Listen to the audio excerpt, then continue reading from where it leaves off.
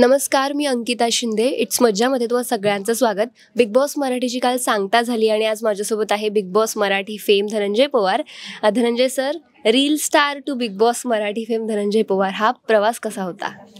म्हणजे न पटण्यासारखं आहे. कारण छोट्या प्लॅटफॉर्मवरून एका मोठ्या प्लॅटफॉर्मवर, म्हणजे मोबाईलवरून टी व्हीवर, असा अपेक्षित नव्हतं. इच्छा खूप होत्या या स्पर्धेचा भाग व्हायचा, पण कनेक्शन्स नव्हते किंवा कॉन्टॅक्ट्स नव्हते. कसं करायचं हे माहीत नव्हतं, पण त्यांच्या डोक्यात होतं की हा काहीतरी करू शकेल. सो त्यांनी मला फोन केला. मी एका सेकंदातच हा म्हणालो. पुढच्या चर्चा काय बोंबलल्या सगळ्या, पण मी लगेच हाच म्हणालो डायरेक्ट त्यांना, कारण मला स्वतःलाच जायचं होतं. बाकी प्रोसिजर झाल्या त्या पद्धतीनं आम्ही गेलो आहोत. पण प्रवास म्हणजे खरंच जमिनीवरनं उठावं आणि एखाद्या सिंहासनावर बसावं असा होता. बिग बॉसच्या घरामध्ये तुमच्याकडे फोन नसतात किंवा बाहेरच्या लोकांना कॉन्टॅक्ट करता येत नाही, तर इतके 2-2.5 महिने बाहेरची कोणती गोष्ट तुम्ही जास्त मिस केली? मिस केली वस्तू कोणती मिस केली म्हटलं तर असं नाही, पण मी माझं दुकान मिस केलं, माझी फॅमिली मिस केली. ह्या 2 गोष्टी. माझे मित्र परिवार मिस केला. बाकी मिस करण्याजोगं असं काही नव्हतंच. मोबाईल वगैरे आठवायचं नाहीच, कारण गेल्या असा अटॅक झाला होता आमच्यावर की त्याच्यात सावरणं शक्यच नव्हतं. ते 70 दिवस आमच्या विचारातच गेलेत. कळलंच नाही मेंदूची कुठली तार कधी काम करायला आणि कुठली बंद पडल्या कधीच नाही कळलं.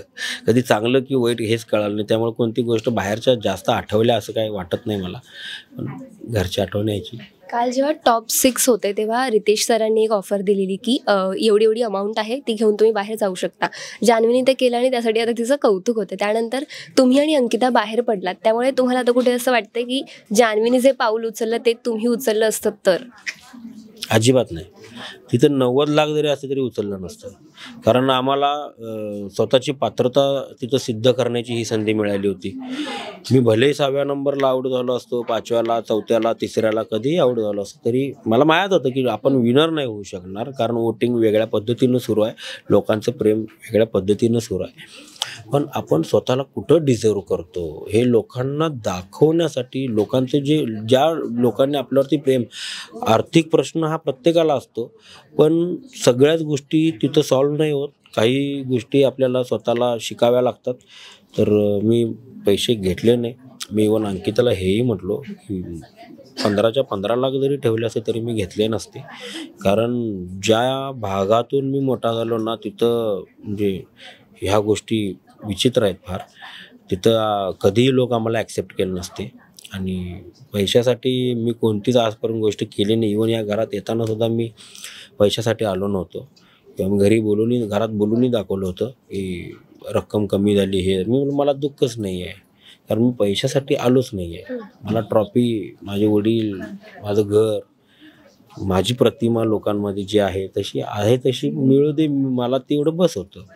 सो काय, मला नाही वाटत की मी ते घ्यायला हवे होते, किंवा इच्छाही मनात एक सेकंद ती आली असं मला नाही वाटत.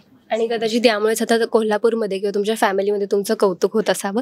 पण बिग बॉसच्या घरामध्ये 2-2.5 महिने राहायचं असतं, त्यामुळे अनेक नाती बनतात, पण याचसोबत भांडणं देखील होतात. आणि तुम्ही आणि वर्षा उसगावकर हे प्रकरण फार वर आलेलं, आणि तुमचं त्यांच्याशी काही वेळेला भांडण देखील झालेलं, आणि त्यांनी बाहेर आल्यावर इंटरव्ह्यूजमध्ये सुद्धा तसं काहीसं सांगितलं. तर तुमचं यावर काय मत आहे? कसा होता बॉन्ड? नक्की कशावरून भांडण व्हायची? बॉन्ड माझा कॉमेडी होता.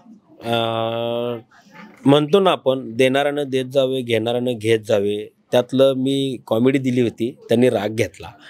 सो थोडं तो वयातलं अंतर आहे, विचारातलं अंतर आहे. ते एक वेगळ्या लेवलला आहेत, मी एका वेगळ्या लेवलला आहे. सो कदाचित त्यांना ते पटलं नसावं की म्हणजे आज आलेला, म्हणजे या क्षेत्रामध्ये आलेल्या व्यक्तीनं त्यांच्याशी असं बोलावं. मला सगळे सांगायचे की तुम्ही त्यांच्याशी असं नका. अरे मी म्हणायचं की अरे मी चेष्टा करतोय, म्हणजे त्यांनाही ते बरं वाटणार, कारण आम्ही कोल्हापूरकर म्हणजे जनरली एखादीला अरे तुरे कधीही करू शकतो. म्हणजे जसं अभिजितच्या मिसेसचं नाव शिल्पा होतं, आणि आम्ही आदरानं किंवा प्रेमानं आमच्या इकडे शिल्पे असं हाक मारतो ना, सो त्या वहिनी येऊन सुद्धा मला म्हटलं, बाय द वे शिल्पे नव्हे शिल्पा. म्हणलं हो ताई, पण आमच्या इकडं ते म्हणतात तसं, जसं की वर्षा असेल तर वर्षे, अशा पद्धतीचं नाव घेतात. सो ती सवय आहे आम्हाला. मे बी त्या लोकांमध्ये ते माझं वागणं चुकीचं असेल. मला नाही वाटत की मी चुकलो आहे, पण त्यांना जर वाटत असेल तर मी त्यांना जेव्हा एलिमिनेट झाल्या त्याच्या आधी घरात असताना मी त्यांची 10 एक वेळा माफी मागितली. आजही या क्षेत्रातनं जर त्यांना वाईट वाटलं असेल खरंच तर मी आजही त्यांची माफी मागेन, कारण त्या एक फार वेगळ्या लेवलचे ॲक्टर आहेत. मी एक वेगळाच आहे, पण स्वभाव माझा आडवा आला असं मी समजेन त्या आमच्या दोघांच्या नात्यामध्ये. सो मी त्यांना कालही बोललो कार्यक्रमामध्ये फायनलच्या, ताई बाहेर गेल्यानंतर नक्की तुमच्या घरी येईन, घरात येऊन तुमची माफी मागेन, पण माझा हेतू आजही तो नव्हता, कालही तो नव्हता आणि आजही तो नाही आहे. फक्त काही गैरसमज आहे. त्या ताई पण म्हणाल्या अरे जाऊ द्या आता सोडून टाक विषय, पण नक्की जाईन त्यांच्या घरी एकदा. बिग बॉसच्या घरामध्ये या पर्वात फार दिग्गज नावं होती. वर्षा उसगावकर, पंढरीनाथ कांबळे किंवा अभिजित सावंत. आणि तुम्ही म्हणालात की रील टू टी व्ही असा तुमचा प्रवास झाला. तर जेव्हा तुम्ही पहिल्याच दिवशी घरामध्ये गेला तेव्हा साधारणतः ही लोकं आपल्यासोबत आहेत हे ॲब्झॉर्ब करणं किंवा ते पचवणंच कसं होतं, ती फिलिंग कशी होती आणि कसं तुम्ही ते सगळ्या गोष्टी समजण्यासाठी एक ट्रॅक तयार करण्यासाठी मला साधारणतः 1.5 ते 2 आठवडे गेले.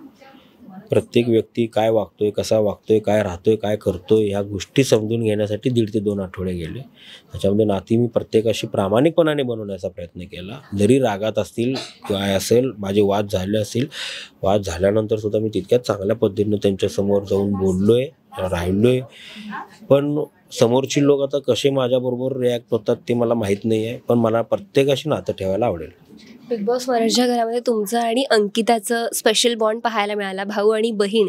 पण नंतर तेच तुम्हा दोघांमध्ये थोडेसे खटके उडताना दिसले. तर आता घराबाहेर आल्यानंतर तिच्याशी बोलणं झालं का? घराबाहेर बोलणं आमचं सगळं झालं आहे, पण आम्ही अजून मुद्द्यांवर चर्चा केली नाही आहे.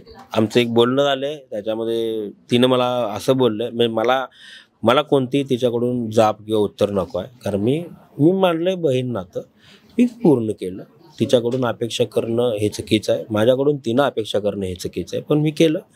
तिनं केलं की नाही केलं हे बिग बॉस एपिसोड बघत असताना माझ्या पाठीमागं काय गोष्टी घडल्या ते बघितल्यावर समजेल. पण मला उत्तरांची किंवा ह्याची गरज नाही आहे. ठीक आहे, पण तिनं मला म्हटलं आहे की मी बाहेर गेल्यानंतर तुम्हाला म्हणजे अमुक अमुक एपिसोड, अमुक अमुक मिनिट आणि अमुक अमुक सेकंदानंतर तुम्ही असं बोलला होता, त्याचं मला स्पष्टीकरण द्या, तुम्हाला 5 मिनटं देते. सो कॉमेडी, अजूनही कॉमेडी आमच्यामध्ये कॉम्बिनेशन आहे आणि नातं चांगलं आहे. बघू ते आता कितपत डेव्हलप होतं किंवा माझ्याकडून तर ते राहील. आता तिनं कसं ॲक्सेप्ट करायचं तिचा प्रश्न आहे. म्हणजे बाहेर गेल्यावर सुद्धा बिग बॉस होणार आहे? हा, होणार. ते आमची नोकझोकी होणारच. वैचारिक मतभेद होते ते, त्याच्यामुळं थोडेसे काही लोकांना चुकीचे किंवा बरोबर वाटले असतील, पण फारसं मोठं त्याच्यावरती कुणी रिॲक्ट करावं असं मला पर्सनली वाटतं की कुणी नका होऊ त्याच्यावर रिॲक्ट. चांगलं बॉन्डिंग आहे, मनापासून बहीण मानलं आहे, मनापासून तिला आईचा दर्जा दिला आहे, कारण मी बऱ्याचदा माझ्या आईची आठवण आली की तिचे पाय दाबायचो. हे असं राहू द्या, नातं सगळ्यांनीच ठेव, प्रयत्न करू. अगदीच, थँक्यू सो मच. फार छान वाटलं तुमच्याशी गप्पा मारून. पण जातच आता तुमचे जो आता नवीन फॅन ग्रुप झालेत त्यांना काय सांगावं असं वाटतंय का? नाही, खरंच म्हणजे नवीन फॅन क्लब तर झाला आहे आणि मला वेगळेच असं कॉल्स येत आहेत की म्हणजे मला जे फोन करतायत ते काय म्हणजे घर काय कसं असावं, नातं कसं असावं, कसं टिकवावं, त्याच्यासाठी काय काय झेलावं हे सगळं तुम्ही दाखवलं आहे. म्हणजे लोक आता उदाहरणं द्यायला लागलेत की बघ त्या पोरानं बापासाठी कुठं जाऊन काय केलं. सो फार हे आहे आणि सर्वांचंच मी आभार मानेन. मला या 4थ्या नंबरपर्यंत त्यांनी समजलं, माझ्यासाठी प्रयत्न केले, वोट केले, माझ्यासाठी बऱ्याच जणांनी काही म्हणजे बॅनर्स लावले, गॉगल्स वाटले, जेवण दिले, नाश्ता केला आहे. हे नाश्ता, वोट करा, नाश्ता फ्रीमध्ये खावा, वोट करा, जेवण फ्रीमध्ये जेवा, वोट करा, गॉगल घेऊन जावा, समोर वोट करून गॉगल घेऊन जावा, बॅनर्स रस्त्यांवर लावले. शिवलीच्या आमच्या कोल्हापूरच्या पुलावरती सगळ्यात मोठं पूल आहे, तिथं सगळ्यात मोठा बॅनरचा फोटो मी काल पाहिला. म्हणजे सगळ्यांचा मी मनापासून आभार आहे, कारण तुम्ही लोकांनी जर मला पसंती दिलीच नसती तर मी इथपर्यंत आलोच नसतो. सो हे तुमचे ऋण आहेत सर्वांचे, जे माझ्यावर नक्कीच राहतील आयुष्यभर. थँक्यू सो मच आणि पुढच्या वाटचालीसाठी खूप खूप शुभेच्छा. Thank you so much. मराठी चित्रपटसृष्टीमधील latest update, original web series, shows, गाणी आणि एंटरटेनमेंटसाठी आमच्या चॅनलला सबस्क्राईब करा आणि बेल आयकन दाबायला विसरू नका.